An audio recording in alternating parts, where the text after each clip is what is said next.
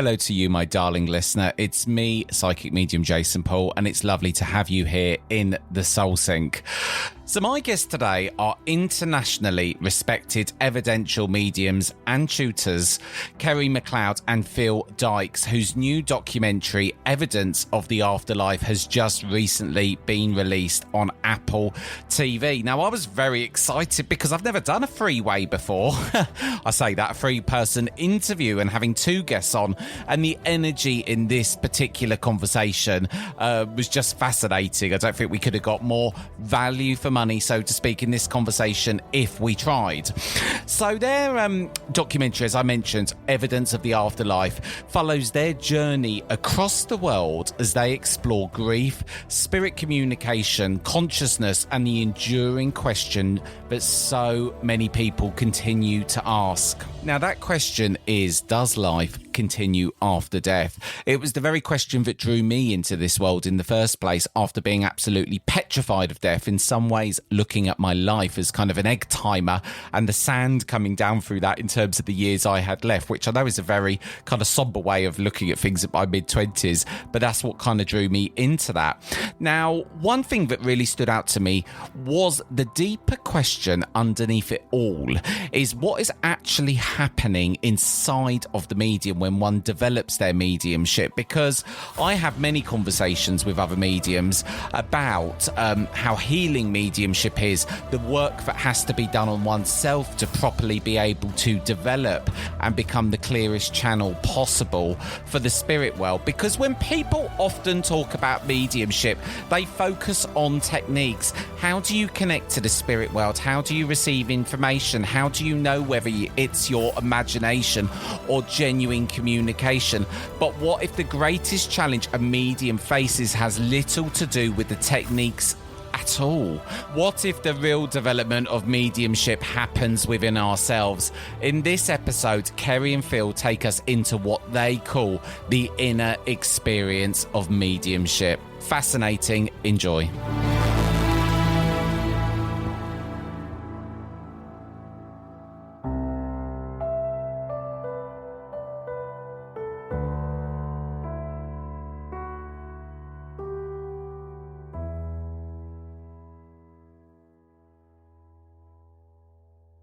Kerry, Phil, welcome to the Soul Sync. Absolute pleasure to be here. It's lovely to be here.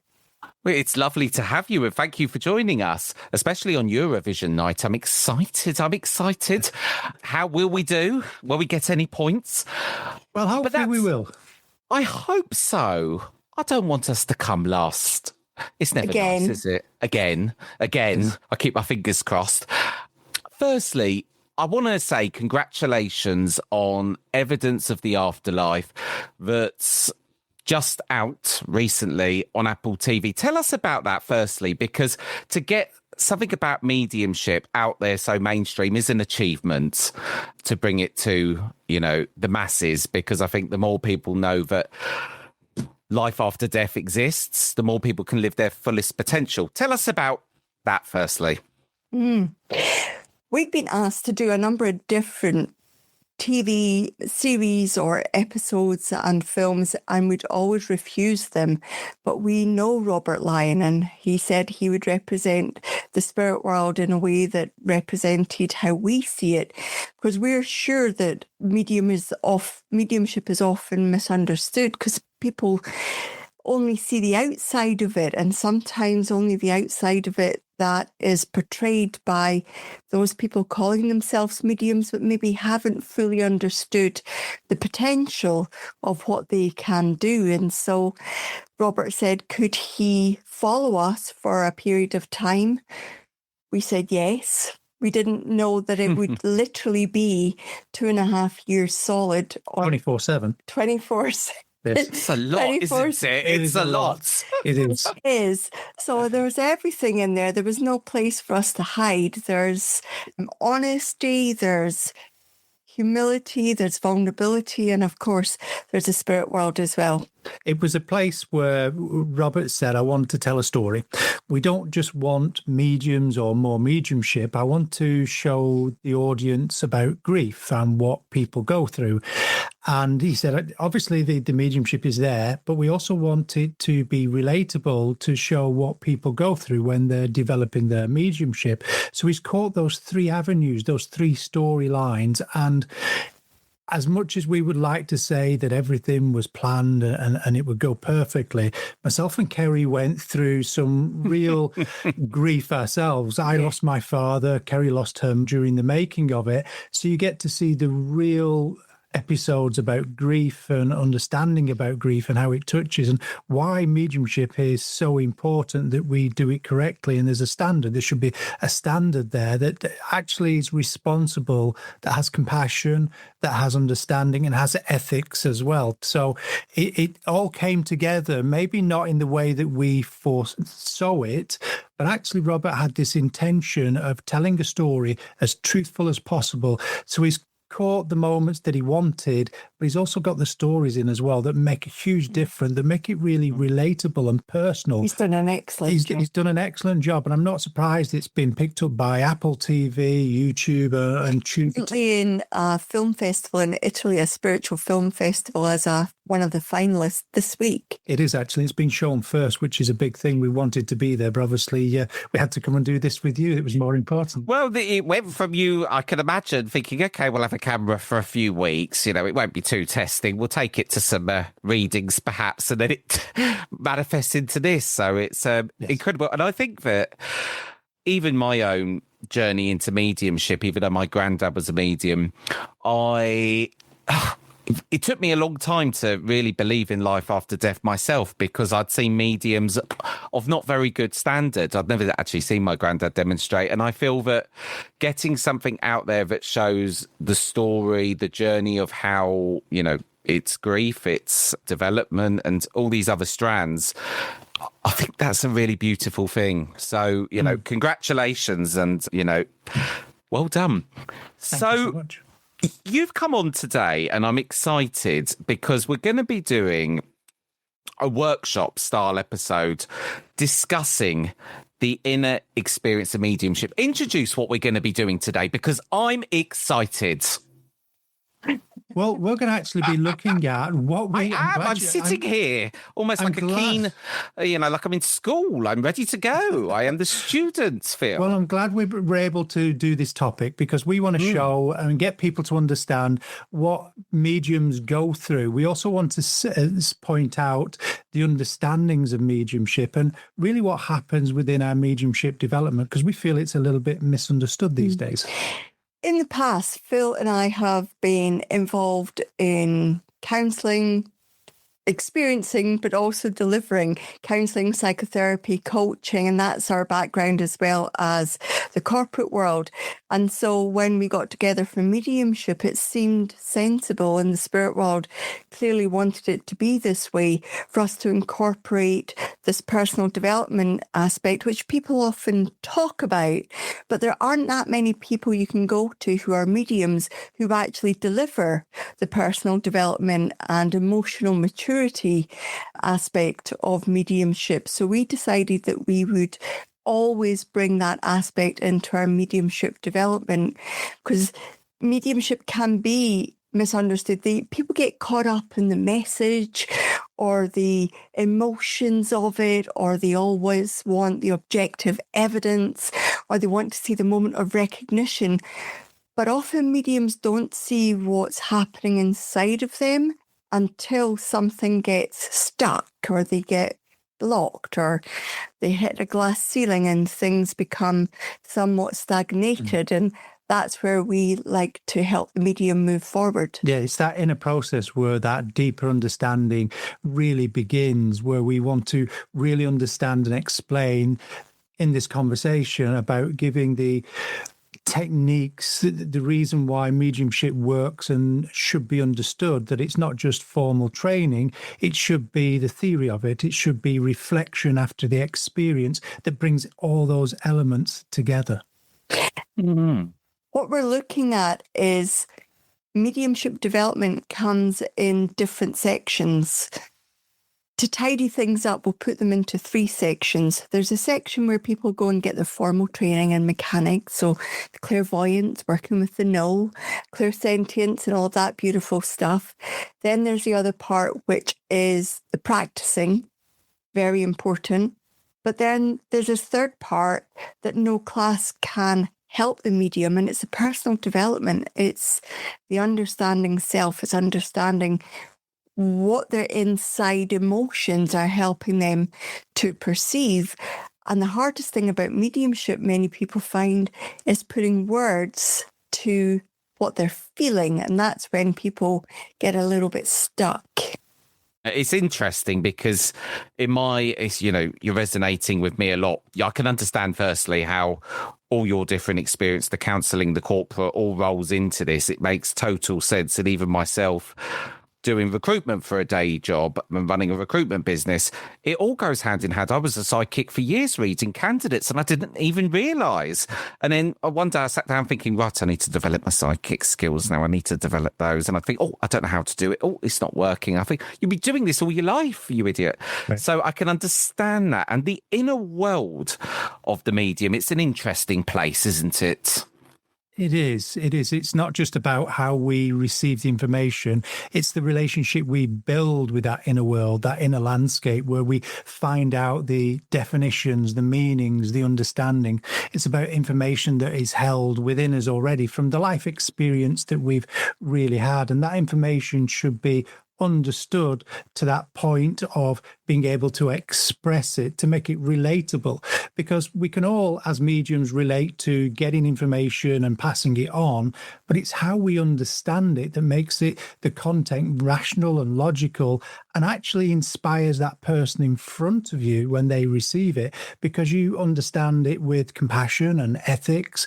And because of that relatable aspect, you're able to present it in such a way that it lands correctly to the recipient, where they can turn around and go, really, that medium really saw me, understood me, and able to see the situations I was through, but also bring forward the essence of the communicator in such a way that they know their loved one is there, but also be able to express it as if it's coming from them as well, in the language that they would use and the way that they would see it.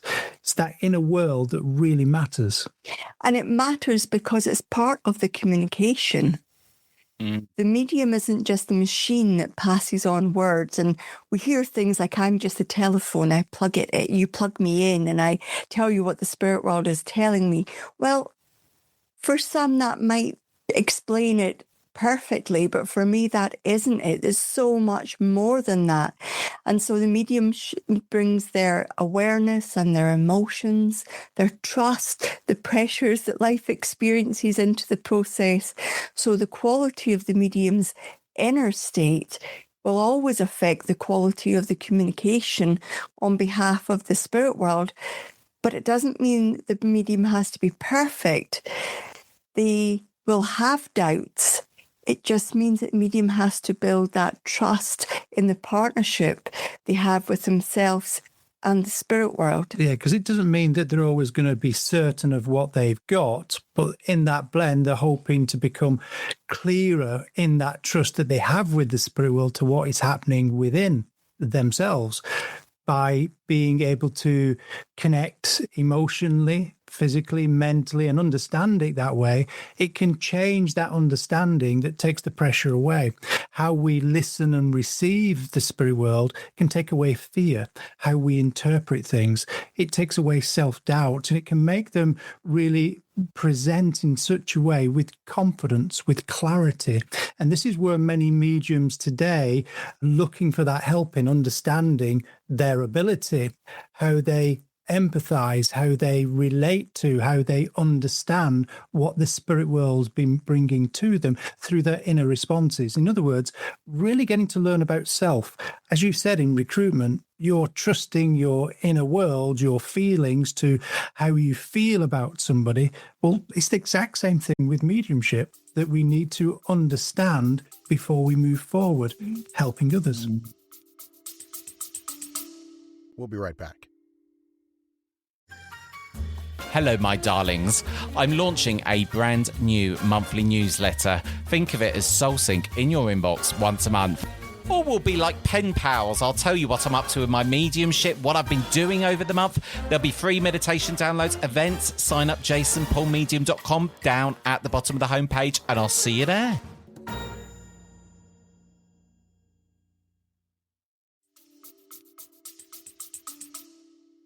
Very interesting. On my journey with mediumship, where I feel I'm at the moment is I get evidence. Well, I've gone through a big stage of interpretation and not being able to not put things in my head. It's undoing the habit of a lifetime. Get a bit of evidence, ding, straight up to the brain. And I've moved past that now. But there's so many stages to one's mediumship, and the further along this goes to me, the further along it feels like it. Firstly, it's a journey of healing, and you go through so many stages. And I've got to the stage now where I trust the spirit world. It's myself I don't trust, not getting in the way of it. And it's interesting, isn't it? Yes. What you're saying, if we had a quarter of a penny for every time somebody says, I trust the spirit world, it's myself I don't trust, then we would probably be well into the pounds by now. And a lot of mediums begin more quietly than they expect. It begins with that subtle feeling, a word, a sense of a personality, a memory, a physical awareness. But usually it begins with something small that's quite easy to understand. But as you've said there, as we move further down our awareness journey and our experience, the spirit world gives us things that are a little bit more complicated. We often say they give you a tiny little bit, but from that is a huge amount.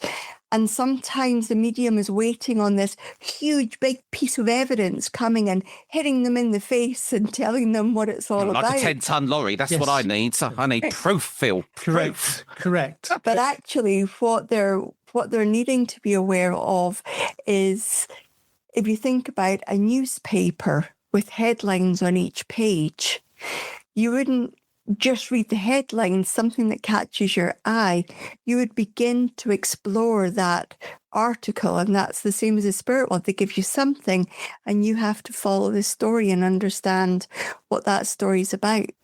And it's often, as you quite rightly said, Jason, it's a progress and a journey about learning about self, as the evidence often unfolds through the threads of life, not just through the whole story of what they're bringing, but it's how you relate to it. So you are going to go through these journeys, as you've mentioned, about healing, learning about yourself and and how mediumship is affecting you, because mediumship does not always begin, as I've said before, with certainty. It begins with awareness. What's really happening here? What am I sensing? What am I feeling? These subtle feelings, often at times very quiet, give us this impression that's quite ordinary, but it's how we relate to it. It's how we understand it. It's that journey within. Where is it moving me to? What is it bringing up for me? What is it making me think of in that moment? Because we've got to live in that moment, that experience as it comes. And we can't dismiss these impressions, because at times we often, as you said, go to your mind, say, that's too simple. That's too easy. It could never be that. We have to make it complicated. We have to make it clever, instead of just really listening and being observant of our inner world, of the emotions, of the mental state, of the physical reactions that we have. Once we start to notice these subtle impressions and how they affect us, it can move us massively in our understanding. As you've said, you've learned to now go past the mind, and you've started to listen to the subconscious, how it's making you feel, where it's leading you to. And that is that journey. And we often describe it as reading a good book, because in those good books, we have an understanding of the main character and the colleagues, and we have the environment, and we have the journey that go on and the aspects of life. Same with the spirit world, same with the communication. They're taking us through their story in their way, but instead of reading it, we're actually living it. We're being part of it. We're relating to it. And through that understanding, we're able to move forward in that inner environment that we're building. And this is why mediumship doesn't happen overnight. It takes time to develop, because we are developing an inner environment of understanding, learning to understand how we're being moved. It's another form of language, but it's not a form that we're alien to, because most of us have used it all our lives. When we originally meet somebody, do we not understand that we feel a certain way, that we could, in very simple terms, either like somebody or dislike somebody? We listen to that inner world. And once we start to recognize what we've been given, it means that we're in tune with the spirit world. We're in tune with those thoughts. But going back to the book analogy, you get to see as what we're like now. I like it. Like I was saying before we hit the record button, I've never had two guests on before. I'm finding this podcast very easy. I'm sitting here loving it, taking notes. Carry on, please. what we find is some mediums are the ones who go to the end of the book and read the last chapter. And they're the mediums that get a little bit of information, a little bit of evidence, and then go to their heads and make up the whole story and give it. And actually, that's where they get the no, or I don't understand that, or you're just so close to it because you've had a snippet of it and they haven't stayed with the communicator long enough to download the rest of what the person wanted to give.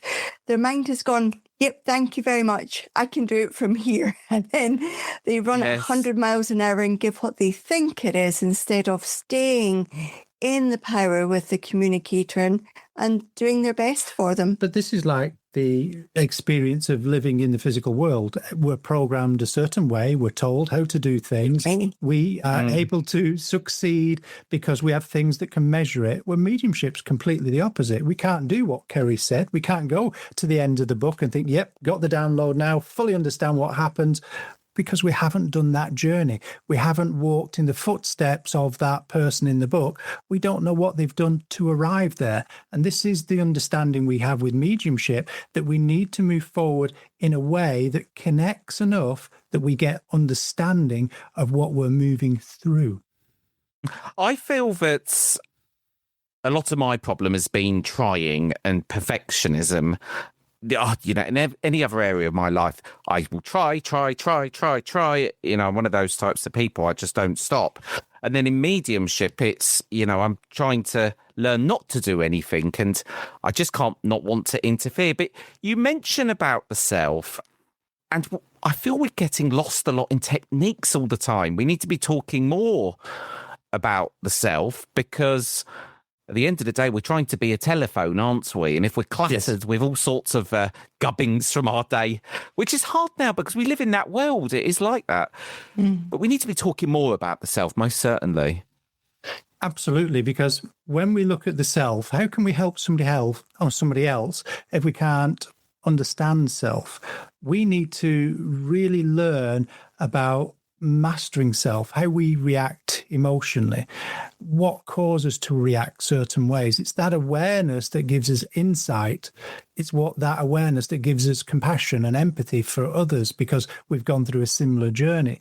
And to learn about self in mediumship, and let's be honest, a lot of people say, yeah, I've done that, I understand it. Yeah, intellectually, but actually have we matured with it to gain the understanding? And this is where we really need to take that shift into personal development, because as you mentioned, trying too hard, pushing, comparison, control, all those things take over because that's what we've been taught in life. We measure ourselves. We have a measuring stick. So we have to start to understand that this isn't something we can rush. This is something that takes time, and we need to understand how we react to things, how things sit with us. And once we start to discover that world of how we are, then we can start to understand other people. The thing is, we're all human beings, and most human beings will recognize this, but maybe not have thought about it in the same way. We don't like change. We don't like discomfort. Oh, no, we don't. No, absolutely not. Correct. It scares a lot of us. And change creates discomfort. And most of us are adverse to discomfort, will do anything rather than feel discomfort.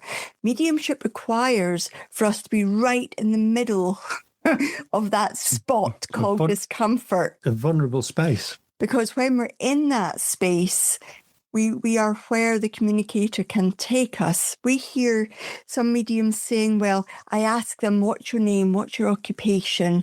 And I ask for some things and jewellery. And well, if I was in the spirit world and I was working through you to get to Phil, I'm a little bit stubborn, just a little bit. And if somebody starts... Just a little bit. barking instructions. I'm going to have to cancel you two in a minute. I'm going to enjoy this now. I'm going to start giving scores. Carry on. Do. Then if somebody starts barking instructions to me that have nothing to do with what I actually want to talk about, it's going to frustrate the heck out of me. I might have already pre-planned what I want to say to Phil, but to have to go through everything to make the medium feel safe and comfortable, actually, it's a medium's job to make the sitter and the communicator feel comfortable. So it's our job to understand what it's like to be another. And for this to happen, we need to not know what's coming. So we can't predict what's going to happen next. Discomfort. We are stepping into the unknown. Discomfort. We don't know if the spirit world will actually turn up. More discomfort. And you can see that from the beginning to the end of any communication, we're living in that place of discomfort. And so we have to get used to being uncomfortable so that we let go of the fear, because it's the fear that makes us try to control. Mm-hmm. And the control is purely a mechanism and a symptom of feeling discomfort. And we have to understand something.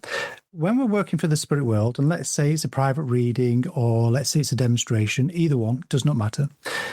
The spirit world has chosen how they're going to give the evidence, because the spirit world, we've got to remember, mediumship is a two-way conversation. Say they know what's in the medium's mind. They understand what experiences they have. So they know what they can do to influence us in the right way to get their words out in the best way possible. But as you said before, Jason, we try hard, we push, we compare ourselves, we're trying and we judge the contact, where really we should just surrender. We should follow what the spirit world's giving us, because as I've already stated, they know what's in our mind. They know what life experience. They know what understanding we have. And once we start to take control of a contact by saying, as Kerry said, give me your name, give me your details, give me your inside leg measurement, give me your telephone, and all those wonderful things that we think is good evidence, but actually in this communication might be completely irrelevant, because we don't know the need of the recipient. The spirit world does. So the best thing we can do is know that the spirit world knows what we've gone through, how we frame our words, how we talk, how we express, and we let go of the control and need to be perfect, as they say, whatever perfect is, because perfect mediumship, consistent mediumship, isn't what evidence we bring through. It's by listening to the spirit world and bringing their words through. Because at the end of the day, a medium will never know what is good evidence. Only the recipient will, by understanding that their loved one is there without any shadow of a doubt in the way, whether it's the lovely little old granny that cooked, and let's be honest, everyone fears and dreads that contact. Well, I'm going to be really honest. I love it, because if you follow what they want to say, that contact will be very individual and will be extraordinary, with simple things such as how they turn the edges of their favourite apple pie up, which a lot of grandmothers made pies and things. However, if grandmother took her false teeth out and went around the side of the edges of the pie, then to me, that is exquisite evidence that proves, it's like, oh my God, I can't believe shows that you're that. Definitely trusting, because I'd probably Correct. think, oh, something's gone wrong here. I won't quite say that. But this is what happens in some of the Yes. contacts that we do, that it's very individual, very objective. But if we control the contact, we wouldn't allow it to come into our minds, because what we have to understand, if we've got a measuring stick that's 1 to 10 and we talk about our self-limiting beliefs, why we try hard, why we push, why we control, let's say we don't like being wrong. Let's say we hate the word no. Let's talk about... Yes, that's me. You're describing me exactly. Valuing the opinions of others. Valuing the opinions of others. Yes, especially that one. Also, am I doing good enough? What will the recipient think? So already I've mentioned 5 things. We've narrowed that corridor from 10 down to 5. So that corridor that we're being impressed through is becoming narrower and narrower and narrower. Because our own language is in there. Correct. And this is where we go to the mind. So when you said you've gone past that, I'm so glad, because that's one of the biggest stages a lot of developing mediums go through, and they crucify themselves.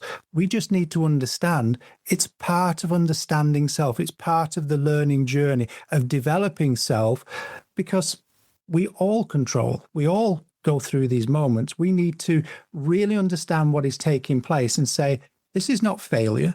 This is not a block. This is me learning to express myself and learning to be freer. But I've got to go through these 3 stages that are uncomfortable, that we all try and avoid. It almost makes me feel, as you're talking there, that when I started doing mediumship initially, it was effortless to me. It would just flow very, very, very, very easily, because I wasn't trying. I just sort of sit there and do a read. I got it right. And then came in I want to develop it now. Now I'm trying to sort of develop my mediumship, and it's, stalled for absolutely ages. But it's when you're sitting there as a medium, and, this is my experience. You've got someone who's come to you because they've suffered a loss and they want, to have that experience of meeting their loved one. Along my development, you then sit there and you look at the act of what's being done, and there's so much going on. The person's come along, you're trying to help them, all these different factors. And like you say, you then get those different stages. The evidence comes through, and in earlier stages of my mediumship, they give me a bar stool and I would say, I've seen a chair, and still you're not giving the evidence, but you have to learn. And it's such a journey. It is. And it's different for everybody. However, it's kind of the same. It is. The spirit world comes in and they share something with the medium, and it takes very little effort, just as you've described it there. But little do we know as the developing medium that it took probably 85% of the spirit world's effort and just 15% of us. So we just did our thing and it happened. And then once they've caught our attention, which is what that stage is for, then you say, okay, now you can see where your potential can go to. But wouldn't it be lovely if the partnership was 50-50? So they start pulling back to 80% then. So we have to cough up the rest of it. And then they pull back and we have to go more. But every time they pull back and we have to do more, it feels like we're back at the beginning, but we're not. Mm-hmm. We're having to learn a similar aspect, but at a deeper level. And this is where the spirit world will move in small stages.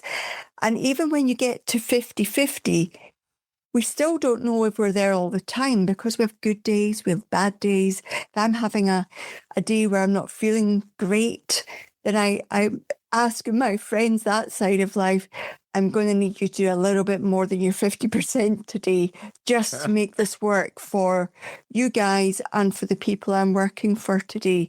And I think people expect once you get to a comfortable stage that that's you done. But then what happens is the medium says, I'd like more definition. I'd like more specific details. I'd like to hear more. I'd like to see more. And the spirit world goes, okay. And then that journey of, I'm back at the beginning, nothing's working anymore. But all the spirit world is doing is giving us what we actually want, which is development. So sometimes we've got to be careful what we're asking for. Correct, because we've got to talk about trust in mediumship. It's not blind trust. It's not just saying anything. It's not just hoping that something lands. It's not being vague. It's about real trust that works with the evidence. In other words, we stop controlling, we stop pushing, we stop having our own biases, we stop wanting what our own judgment of good evidence is. We start to trust with and work with real responsibility that we're following, that we're surrendering. If we look at what Kerry's just said there, we get to a certain stage, we feel happy and content with our mediumship, and we think, well, we could do with a little bit more here and a little bit more there, a little bit more depth, a little bit more clarity. Well, the spirit will listen, and we start to understand the differences, important differences in our refinement and honing and understanding. So it's really about trust isn't just dropping our standards, it's actually being more passionate about it, wanting to really understand the context of the evidence, wanting to stay present without forcing, without adding anything, without rushing, without filling silences. It means about staying present in that moment, as we spoke about earlier, feeling a little bit vulnerable, but being open to listen to that inner world. So for us, mediumship is not about becoming more dramatic. It's about becoming more accurate. It's about becoming more present. It's even about becoming more responsible in the understanding of what mediumship is, about what we give and the context of it and how it relates to the recipient and how it comes from the communicator and what they're exactly meaning. So it's about honoring the communicator. No longer is it about how good we are, what we can achieve. It's telling that story in the way that the spirit world want, without ego. It's serving that communication, whatever needs to be said, in the way that it needs to be said, whatever we think about it.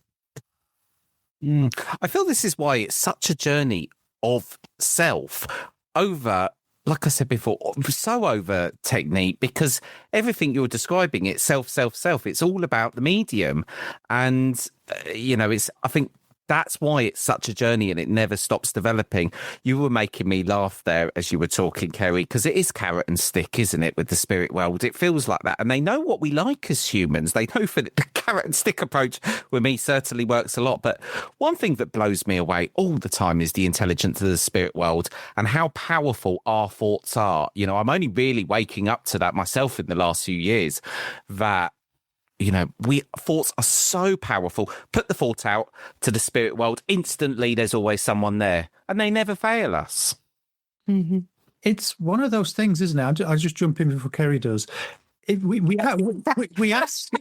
We ask for something from the spirit world, then we complain about it because they actually do it. That's the intelligence we're working with, where we say, give us something stronger, give us more accurate, and we do. Then we complain because we struggled with it. So we've got to look at what we're doing, the responsibility of it. When our mediumship is developing, it is putting every single frailty and vulnerability that we have about ourselves under the microscope so that it feels enormous. But what we've found is people come to us trying to fix their mediumship. What we walk them through is not about fixing self, but understanding self. So the next part of the journey comes, well, I'm going to observe myself in mediumship, and then I'll be able to change it. Well, if we think about the mediumship is a tiny part of our life for most of us. Some of us are with the spirit world more often than others, but we're in our day-to-day lives a lot. So how about we practice those things that are getting in the way in the mediumship in our day-to-day lives? Because if we rush through a conversation and don't really listen, we're bound to be doing that in our conversations with people. If we feel intimidated when we have strong personalities about, or when we've got somebody very quiet that leaves lots of silences and we fill it with lots of talk, we're bound to be doing that in our day-to-day lives. So if we become aware of it day to day, then that's far easier to deal with a large part of life. And then for those habits and behaviours to filter across into our mediumship than it is to try and focus on a small part of us and then expect us not to have to change day to day. It just doesn't seem to equate. So when we are working with people and we're coaching them, often they're very surprised that we're not focusing on the mediumship. We're focusing on, okay, so where does this turn up in your family, with your friends, in your relationships, at work? And then once we get an idea of how it shows up, then we know, Phil and I, everything we need to know about what happens in their mediumship, because it's showing up big style everywhere else in their life. This is just typical, though. It's almost like if you'd have told me at the beginning and sat me down and wanted to talk to me a lot about these other aspects, I'd be thinking like, horse out the paddock. Right, that's it. Come on, work. Where's the technique? I want to get on talking to the spirit worlds. But that's why it's once I get to this point, I look back and I think ball in the china shop, as my nan would say. Yes. It very much is. And as Kerry said, we develop, if we look at our personal lives, our everyday life, whatever shows there shows in the mediumship. Mediumship doesn't grow unless you grow. And if you grow, your mediumship grows. And as you start to see things in your mediumship, you reflect in what it means to you in your everyday life. One doesn't go without the other. The more understanding we have, the more understanding of the mediumship. So it's very central to your development. But unfortunately, today, we see a lot of people wanting to understand the mechanics, look at the procedures, give me more classes, give me more training. Well, how about we take a moment to reflect on what you've just learned? What actually does it mean? And then we start to see past that carrot and stick. We start to really understand what the journey is of mediumship development. And the biggest part of it is learning about self, mastering self, to gain understanding. When Phil and I, we learned mediumship separately. We didn't even know each other at that point. We were both trained in the psychic for a long period of time before we were allowed anywhere near the spirit world. The mechanism for the psychic and the mediumship, as you know, are exactly the same. You get to know somebody, you understand what makes them tick. You understand how they respond when they're under pressure, how they respond when they are ecstatic, how they respond to family and friends or to work colleagues or their children, or what shaped them in the past that determines how they are now. And in a psychic reading, that's all there for the picking. So when we flick the switch and let our students work then with the spirit world, it's exactly the same. Getting to know you. How are you when you're impatient? How are you around your family? What made you tick? What was your strategy in life? What kind of mindset did you have? It's exactly the same, but people want to connect with the spirit world. They want mediumship. But what they don't realise is that mediumship is part of the psychic faculty. So if somebody learns the psychic faculty, it stands to reason that once the spirit world begins to come close, they're using exactly the same skill set. And it becomes a lot easier. They don't have to force it. It actually feels quite natural for them. And if you take what Kerry's just said there about that psychic faculty, about learning how things are, learning to understand, and where Kerry said we turn it around to the spirit world, we get to learn about them, where evidence is central to the structure of mediumship, then you start to see the nuances, you start to see the subtleties, you start to see the beauty of the story, you start to see far more evidence that's right in front of your nose instead of looking and judging and looking for what you think is good. So evidence moves mediumship in a way away from general statements. It gives you insight. It allows you to understand. It gives these recipients something that they recognize. And that evidence can be seen in the personality of the communication, in the characteristics, as Kerry pointed out. So evidence can be memory, evidence can be relationship, evidence can be habits, evidence can be the detail that seems to be little small things, but we know small things make huge things in the end.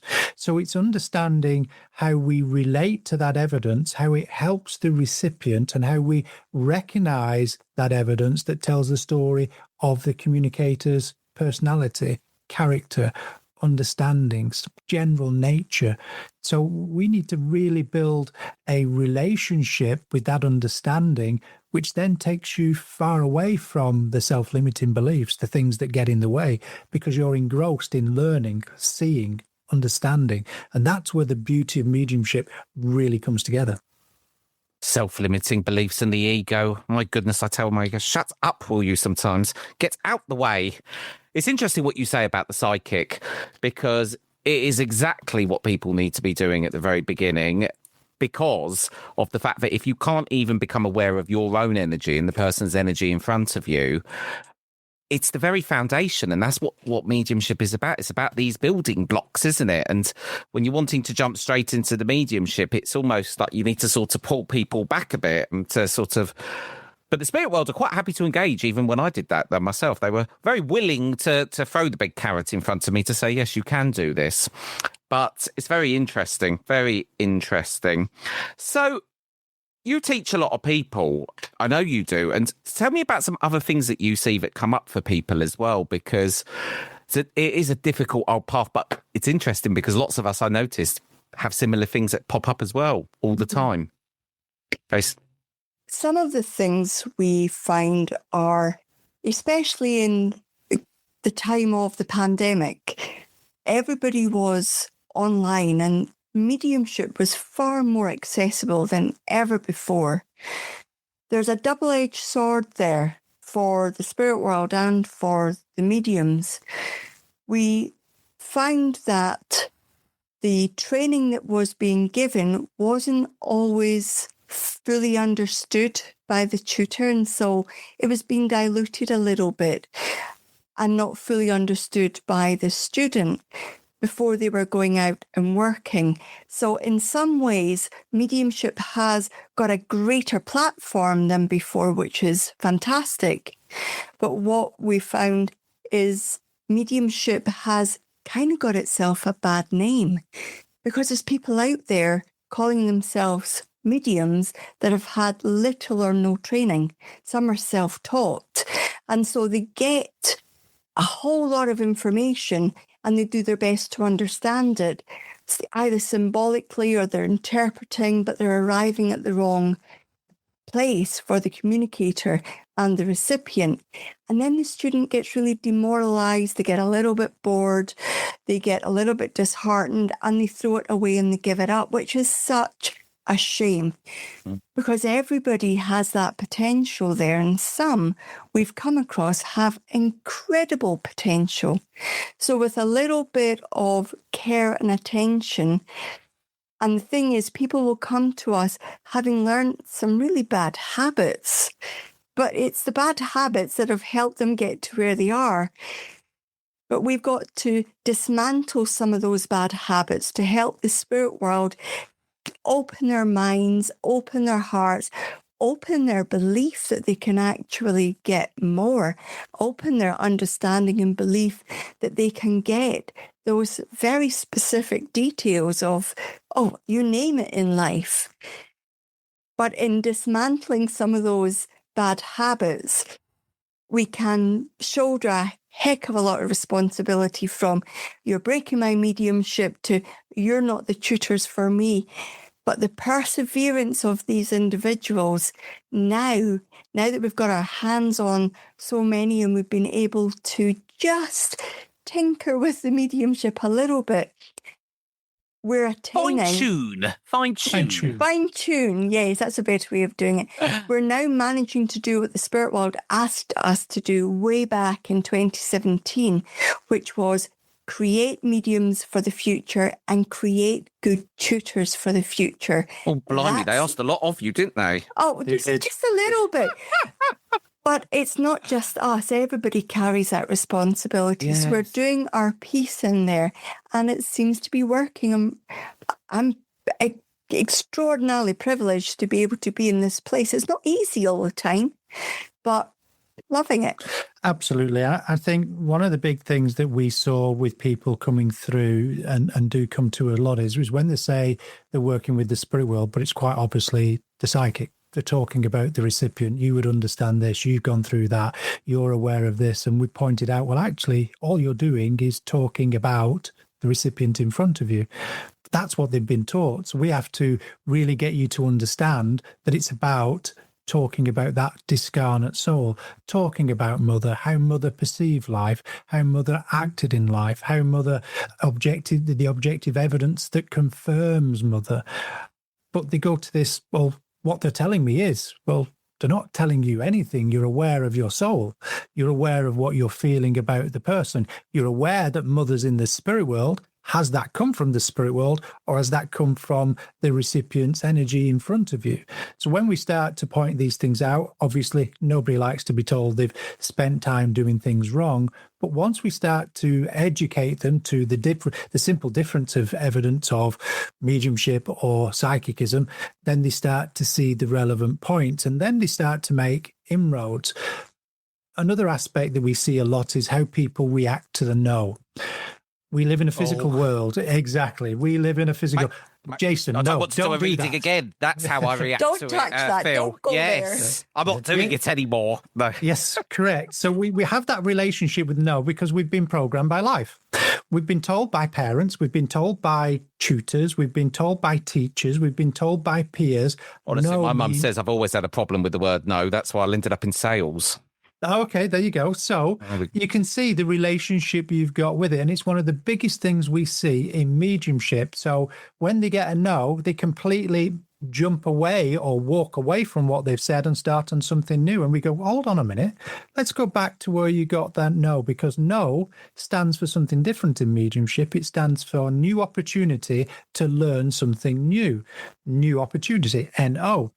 Once they start to indulge and start to sense what they've actually got, they'll probably find that they've phrased it the wrong way, they've spoke it and presented it the wrong way, or they've got the wrong understanding of it. And then all of a sudden, because every good medium wants to know, because we want to learn that little bit more. Yes, I know it sounds contradictory, but we actually do, because we learn something new from it and we get a new insight. So we've got to start to learn these new interactions, these new relationships with terminologies that have sent us running for the hills in the past. These are the things we came across a lot, and we still do today. Correcting them, educating people is something we're quite passionate about. We're never judgmental. We don't beat people with a stick. We just point these out in a gentle way and say, have you thought about this? Have you looked at this? This is the reason why. And we can see the pennies drop. We can see the learning being taken on. The thing is, people then assume that psychic is the poor relation to mediumship. In fact, it's not. For all the readings that we do, probably 2/3 are psychic. People come to hear about their financial status or their work, or they're looking at going self-employed, or they're wondering about relationships or family. That's all about them. And therefore, we would work psychically for that. Not everybody actually wants an evidential mediumship reading. We have more people come to us say, yeah, I know my loved ones are there. What I want is a psychic reading because I'm in a bit of a quandary and I want to understand it a bit better. If they come in, fine and dandy. Oh, I thought it was just me that had that sort of ratio, actually, in terms of readings. I'm very love heavy. I feel I'm just a love doctor at the moment. I used to actually, years ago, when I was first wanting to get practice, I used to work on the psychic phone lines. And honestly, I joined it for mediumship in the very early days. And I never got one mediumship call. All I ever got was love calls. So there you go. But I feel a lot of what you're saying is about taking the pressure off oneself, even about the no's, the way that we look at readings, taking the pressure off by saying I'm doing an experiment if that's what it needs to be to get the pressure off. But any of this pressure, it creates resistance, it creates friction. It's again back to that trying. And I like the way that you said there about just that rephrasing. It allows you to take a step back and, re-look at this piece of evidence. It's interesting. In mediumship development, there needs to be an aspect of maturity. We see a lot of people trying, a lot of people rushing. We see a lot of people, and this is unfortunate, wanting to gain recognition or to be seen. Actually, it's not about the medium. It's about the experience. And once we start to learn that once we're in that experience, we see so much, so many beautiful understandings, so many delicious, exquisite phrases and differences and perspectives of life that you're taking in and you're learning. The more that we have the time to do that, the better service you are to the spirit world, for a very simple reason. You're telling the story in the way that they want. So it's important that we understand the beliefs of mediumship, the understandings of mediumship. And one of the big aspects of either psychic awareness or mediumship awareness, whichever people are doing and practicing, is where they forget probably the biggest aspect why it exists. And that is very simply to inspire the living. If we think about, as you said, it's a bit of a love fest at the moment, why our loved ones come forward, it's because they love us. They want the best for us. They want to inspire us to live the best life that we can. When we do a psychic reading, we're looking and we're investing and we're empowering that person in front of them. We're letting them see that we see them. We're letting them know that we hear them. We're letting them know that we're experiencing and we have the empathy and compassion to what they're feeling at this present time and what they're going through. So it's all about, in a way, letting the recipient be seen, not how good the medium is.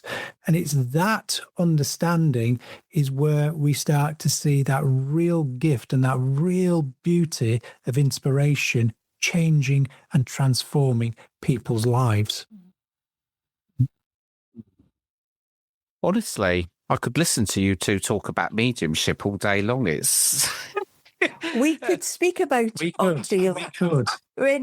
If we look at the film and the book, we're not asking people to believe blindly, because yes, the film and the book and what we do and what you do is about reconnecting people in this world in the spirit world. But there's lots of people that don't actually want to be connected, but they're curious. So we're looking at inviting people to consider or to reflect or to experience and think about consciousness, which is a whole other session, I would imagine. That's probably that's 3 hour, yes. Probably more towards the length of your movie. Yes. We've been inviting people to ask whether love continues and look into deeper aspects of who are we when we're not in the physical. We ask simple questions such as, who are you when nobody's watching? It's a question that people find really difficult to answer. Because in this day and age, we've got social media, we've got television, we've got films, we've got numerous ways that we're in contact. So we're continually being fed an external validation.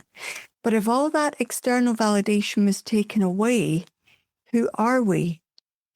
I was always told the spirit world recognizes us by our light. And our light is as bright or dim as our thoughts, actions, and deeds. So who we are, what we think, what we do, how we behave and interact with the world is what our light shows. It's not just becoming spiritual because you're a medium. I'm a firm believer that mediumship is one way that we express our spirituality. We don't suddenly become bright and sparkly and spiritual because we're doing mediumship. Really? No, correct. And then become dull and boring and bad when we stop. We should be consistently spiritual.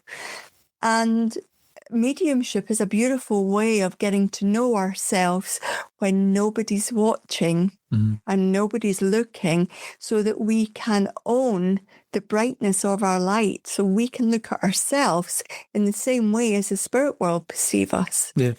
Kerry's talked about those simple questions that we ask. And another simple question is to people, why do you want to be a medium?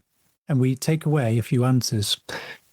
To help heal people, to help take away to fix or guide people. To help them through their grieving process. Exactly. We take those answers away and say, why do you want to be a medium? And then they have to really search inside what it is that they're wanting to do, what it is they think it's all about. Because what it's really about, is the one thing that will keep them going when they want to throw the towel in. Yep. Because if you think about those external validation that Kerry's mentioned and those phrases we've taken away from people, when they fall and hurt themselves, what is it that's going to pick them up when they're in pain, when the mediumship's not working properly or they're having a bad night? It's certainly not going to be the external validation of helping people, because in that moment, I'm helping people. Okay. It's not going to work. It's not going to work. You're making me, as you say that, think about what would I have said my reason was. Mine was developing, it was I wanted proof of the spirit world, quite frankly. Mine was I wanted proof of evidence of the afterlife. So let me ask another question then. That was very similar to my answer, actually. Now that you know and have evidence of the spirit world, what's your reason? Because I would say it's two parts. One, I feel it's my soul's calling to want to do it. And two is because I feel that I have a way of doing it that I'm depriving not only myself and other people in the world of it by not doing it. And I've had to ask myself that a lot over the years, because I've said, well, why am I doing this? And I just keep going back to it, because it's like, well, the more I feel I want to know, so the more I feel I don't know, and it keeps drawing me back, because it's like the unknown. I've always been curious about the paranormal, even as a child, ghosts and hunting for spirits. It was always drew me in, but it was because I wanted that proof. And it was almost like we said earlier, you could have slapped me in the face of it, sign after sign after sign, and I wouldn't have, but oh no, that's not enough. Oh, it's a coincidence. Oh, it's another one of those coincidences. Oh, they do happen a lot. But it's interesting. It's been a blast with you two. So in true Soul Sync honour, I'm going to ask you each to leave us on a final thought today to close this beautiful conversation, which I'm eternally grateful for you both coming on and doing. It is to believe in self. Mediumship is something that requires for us to look inwardly. I've actually got something for two different groups of people. There's a group of people who are looking to develop or are mediums. To that group of people, it would be keep doing it, keep going. The spirit world need good mediums out doing it. And probably your really bad reading or evening is far better than you ever think. So keep on keeping on. And to the other group of people who are on the receiving end of readings is don't put the medium on a pedestal. Don't put the medium high up as if they're a celebrity or there's something to be revered. Take everything and, as you've said, question it. Be cynical, question it, and if it fits, take it on board. But don't dismiss because you have an experience you can't explain. Be curious, continue to be curious, because the spirit world needs us to continually grow and expand. And I think the world's going through something at the moment that hopefully will end in something very spiritual and positive. So we need everybody focusing on exactly that, positive and spiritual. And I'm going to copy Kerry's style. No, you can't. I know I can't, but I'll do my own thing anyway. I always do. I'm going to look at those people that are developing right now and those people that have developed, those mediums. Start to take in and take stock and reflect on why you want to be a medium. Because at the end of the day, there's a few things I'll guarantee are about to happen. You're going to get a no. You're going to get things wrong. Some readings won't work. That is guaranteed. We can't be the medium for everybody. But if you know why you want to be a medium, then those experiences will be less toxic or negative for you because you'll understand your purpose within this world. And secondly, what I'm going to say to everybody that's developing, whether it's spiritual or whether it's a mediumistic ability or some other kind of holistic therapy, is to make sure that you understand your value sets, why you do things, why it's important, but also how it resonates with you. Because if you have that understanding and that passion and that purpose, then you'll go far. You will thrive, you will succeed because you're being authentic to self. So take a moment, ladies and gentlemen, to reflect on everything that you do, from a demonstration, a single contact, a private reading. Learn from it. What could I have done better? Be honest without tearing yourself apart. But then look at it and say to yourself, I was proud of that because I did my best in that moment. If you can have those reflections, I know you'll go far because you've got one thing at the center of your work. That is truth, honesty, and authentic compassion for the spirit world and humanity. Absolutely beautiful. Phil, Kerry, thank you so much for coming on to the Soul Sync. If you do want to, and you should, watch the documentary Evidence of the Afterlife, just go in the show notes. The links are all there. Thank you to you both so much for coming on. I've had such a wonderful time. So have we. Thank you very much for inviting us on. It's been a blast. It has been a blast. And you've made it so easy. It's fantastic. Thank you. 5 times flown already. Yes.